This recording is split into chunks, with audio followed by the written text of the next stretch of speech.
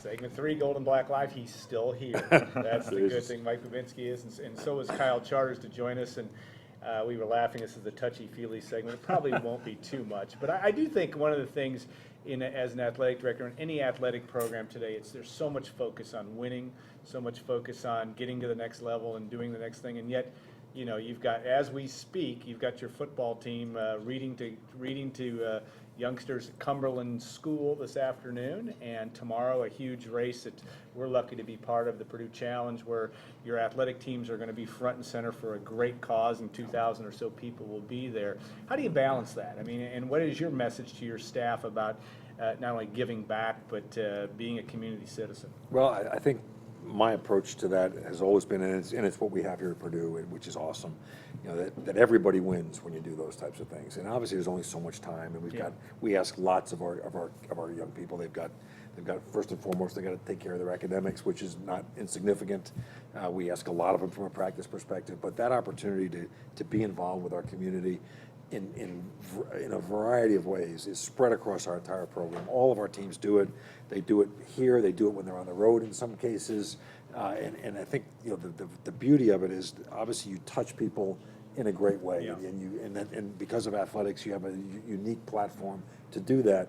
But I think the benefit you get back is even more important in some cases, more meaningful, because you realize sort of your responsibility and all of our responsibility to the world around us. It's not just about me and the world revolving around any one of us individually. It's about our need to connect with the world around us. And when our young people see that, wow, these young, whether it be young kids in elementary school or whether it be folks that are in a hospital that are ill or struggling with a disease like cancer, the fact that they can have a positive impact on that, I think, is a really valuable message. It's one that hopefully sticks, and that stays with them, and they carry that with them beyond whatever significant or specific events they might do during their time here with us at Purdue. I think it's just a great lesson to learn.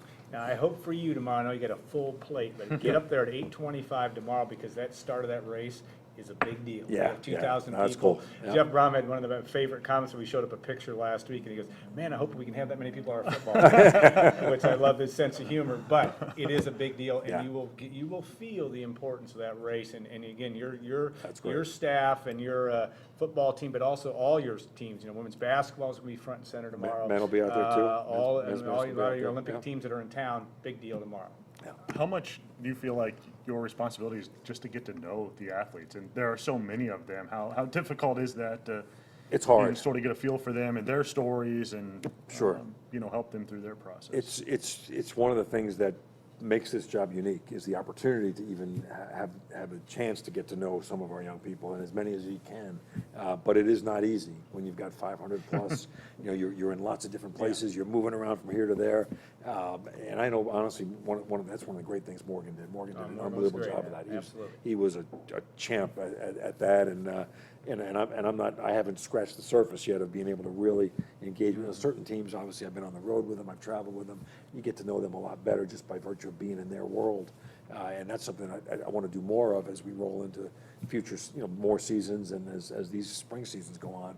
I'd like to find a way to do that, and then continue that in the fall next year, and be with some of our other teams. But it's not easy to find that the opportunity, but it's very rewarding, because there's so many unique stories, unique backgrounds, and just great young people. I mean, I'll tell you what, every one of the athletes that I've met at this point is like, boy, you feel proud that, hey, these are the folks that are representing Purdue. They are really, as a collective group, really, really great young people, and it makes you feel good about Purdue, about the Big Ten, about everything that we've got going on, because it's the way it's supposed to be. I'm going to let Kyle ask the baseball questions, but I did want to ask, as a former pitcher at Notre Dame, and you have a new coach that is going down. Do you want to ask? No, go ahead. In terms of that, what have you seen so far in terms of not just baseball, but your Olympic sport and your focus on that as an athletic director? Sure. No, to me, having been a quote unquote Olympic sport athlete at a place where, you struggled to get a breath, amongst the football behemoth in South Bend. I have great appreciation for athletes that sort of toil in the less bright spotlight.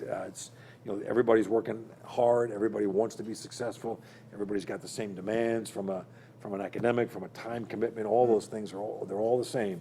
And so I have I have great respect for what they do, and a great appreciation, and I value their experience, and take my responsibility to help them be successful in any way that I can, to help them have that environment for success that matters to me. And so I just love watching young people compete. I don't care what it is. It could be tiddlywinks. I mean, people, as long as people are competing, I think there's value in that. I think the process of trying to be really, really good at something and investing in something is the beauty of what sport provides to you. It's a lifelong lesson, and I'm all about that. So did you just name the 18th sport or whatever it would be at Purdue? Yeah, well, that's right. competitive tiddlywinks. Yeah. Got to be gender. You got to have the right gender. Go ahead. Mark Wazakowski was hired a little bit before Yeah. you were Yeah. the baseball coach. He seems, though, like your kind of guy a little bit. No nonsense, not making a lot of excuses. And, talking to him, he said that when he came to Purdue, he had heard some things about how, it was going to be difficult to win at Purdue, and there were going to be restrictions put on, and he's come here and he hasn't felt that way, and, feels like he can ask for things and, within reason, get what he wants. But how have sort of you looked at him and the job he's done here early, and sort of your support for those type teams like baseball and other Olympic sports? I think Mark has done, Waz has done a great job. He's done a really, he and his coaches have taken a group of guys and re-energized them, and I think are really squeezing as much out of our team as there is to give. And again, we talked a little bit earlier about teaching. I mean, the amount of teaching that goes on in practice with our team these days is really significant. And he's a high energy, aggressive, enthusiastic guy who coaches them hard, but in an appropriately positive way. I mean, he gets after it, and I know from a recruiting perspective, they've made some really significant inroads, which is, again, at the end of the day, what it's all about. You've got to have the right guys in the locker room if you're going to win in the Big Ten in baseball and beyond. And he's had a lot of that was his MO. I knew him more before I came here, and he had a reputation as a really skilled and effective recruiter, and that is coming true. I mean, he's and the other thing you referred to, Kyle, is the sort of some of those assumptions that you can't because it's going to be challenges here at Purdue. I think that's one of the things that there are challenges everywhere, but again, you don't ever want to lead with those. That's just not the way you do this. Right. Every place has got its stuff, whatever that might be. But I don't see anything at Purdue that's any different than what people are dealing with in other places. We have certain things that are unique to our environment, just like every other school has things that are unique to their environment. If that's something that's just a perception, how do you go about changing that perception, I guess, of Purdue, if that thought is out there? Sure. Well, I mean, when it's out there, what really matters is how do our people that live it and work in it every day, I mean, they're the ones that have to deliver the accurate and the true message of what the Purdue experience is and can be.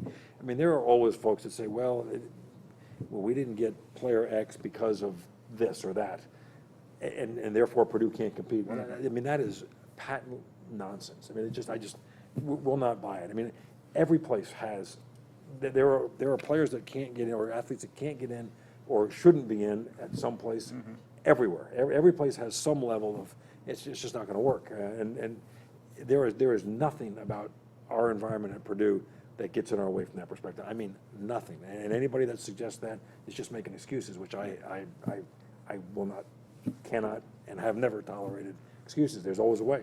There's always a way. You just got to find it. Are you available at 10 o'clock on Tuesday to come to our staff meeting? You're probably not. Excuse makers? No, I did not. Was that a call shot you- at us? No, not a veiled shot. No. Well, but it never starts at 10. That's true. That's probably another problem. Your support of folks from alumni support around Indianapolis you've got the Board of Business Exchange down there, but also folks that can really energize this program from a support standpoint. What have you seen from being on the road and in Indy or Chicago in terms of pockets of big time support? I think they're hungry is what I've seen more than anything. Our folks in those areas are just hungry for us to engage more with them, and then ultimately to give them a reason to feel great about Purdue athletics again. And they feel great about Purdue, period, because their experience at Purdue was spectacular, and that's a great starting place. But, we've, in some ways, particularly from a football perspective, we've frustrated them in the last however many years, and that's no secret. I get that. And so they're just anxious and willing and ready for that to turn. And I think once that turns and there's a legitimate sign of, boy, this is different. This feels different, it looks different, and the results are different.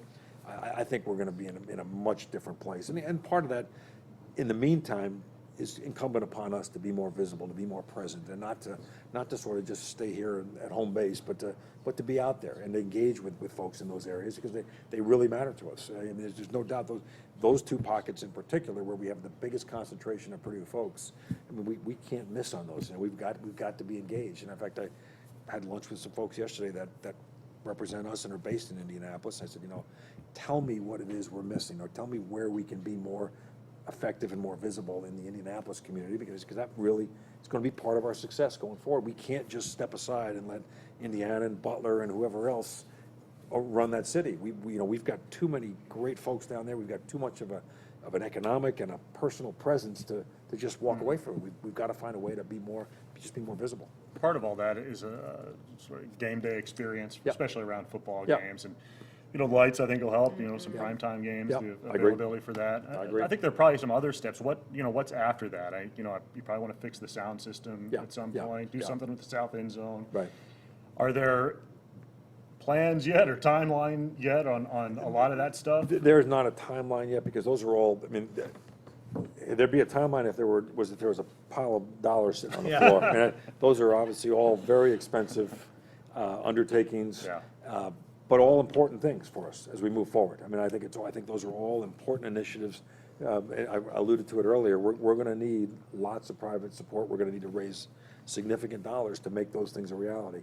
That doesn't mean they won't or shouldn't happen, because they need to happen. They need to happen. We need to continue to show that progress. We need to improve the experience on a Saturday in our stadium. Obviously the most important improvement has got to happen between the white lines, but the rest of it needs to follow suit. And so we're talking about that. We're getting up. We have efforts underway to do those things right now, and we have active solicitations underway for in front of donors to help with that. I feel like we should pin you down on what the south end zone is going to be, like a dorm or a athletes village, or. Well, I don't know that it's there yet, but one of the things that I think is you can count on, there will be a nutrition, an area that will be converted, that'll be able on a day-to-day basis to be a nutrition area for training table. You call what you want to call it for our athletes, and then on game day be a social space, be some kind of a club area or whatever it might be. That will certainly be part of it, but there'll be lots of other elements that are possible in that area. It's a unique opportunity, and one that can do lots of great things for not just our athletic program, but for Purdue if we get it right. But it's a big project. This is your appeal for cash as well. At all times. At all times. Oh, we're there to help you. Down to our last minute or so, but one of the things that you said in your first press conference that you didn't want to admit too much about what you like to do, but one of it was you're into country music a little bit, and like shows like live music. I do. Now, and then also you're into racing a little too, but one of the things we've talked about here is live music in Ross 8 Stadium someday.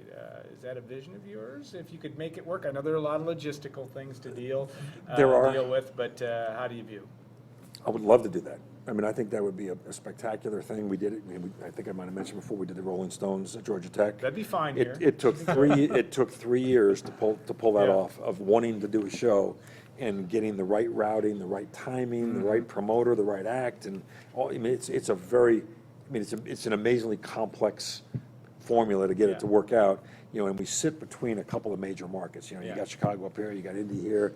And those shows are going to hit major markets. So we've got to find a unique right act that would play well here in our area. But I'd be all for it. I think it'd be awesome. Yeah, and that standpoint, I think it would. So if you're Saturday night, I know you've had some experience on Saturday nights in the fall, being able to sneak away for a few minutes to watch racing. Is that something you have grown up doing, or you just I did. become a fan? I grew up doing that with my dad way back on Long Island. It was all asphalt racing there, but there were 3 short tracks within a reasonable drive, and we'd go to at least 2 of them on a regular basis. And then when I got old enough to drive, me and my buddies would head out and do that, and maybe drink a beer. I probably shouldn't say that. Maybe somewhere along the way, and watch a little racing. But actually, we ventured out a couple Saturdays ago out to Doherty Speedway on a somewhat rainy Saturday night, just to take in the opening night out there. And it was we got there late, just saw a little bit, but it was a good little taste actually. So I got my fill already here.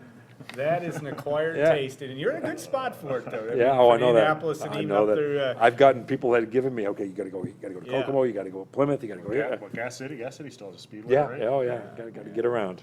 all right. Well, I hope for your sake, as much as you're working at this, that you do get a chance. It is a little bit about recharging and looking at something, but it also has that competitive part. There's nothing like that. No, it's great. competition It's on awesome. there. Yeah. Yeah, especially when they get out of the cars and start fighting each other. That's even funny. So, all right, we're done with Mike for now, but I anticipate he'll be back next fall and we'll be back next fall. September 1st will be our first show, the day before, I should say, Purdue Louisville and Lucas Oil, and we're going to be excited about that as well. But Mike, thanks so much for your time, and You're welcome. Kyle as well. Glad to be We'll here. take thanks to Gordon and to Cammie. Great job this year. We appreciate everything you guys do for us back at WLFI, and of course our sponsors, Triple X, John Basham, the good folks at Basham Rental, Hilton Garden Inn, State Farm agent Trent Johnson. Great year. We've enjoyed it very much, and we'll look forward to 2017-18. Hard to believe that'll be upon us before long. We're not going to wish the summer away, that's for sure, but we are looking forward to spring football tomorrow. 1 o'clock kickoff, but there's a lot of activity before, autograph session after as well. And if you get a chance, Purdue Cancer Challenge tomorrow morning, 8:30, still can register for that as well. So register this afternoon and also tomorrow morning. All right, have a great summer, everybody. Keep checking the site. There'll be a lot of news coming, some breaking news even this afternoon about Vincent Edwards, and we'll look forward to telling that story here for the summer and into next year. Thanks so much for everything this year, and we'll look forward to seeing you next season on Gold and Black Live.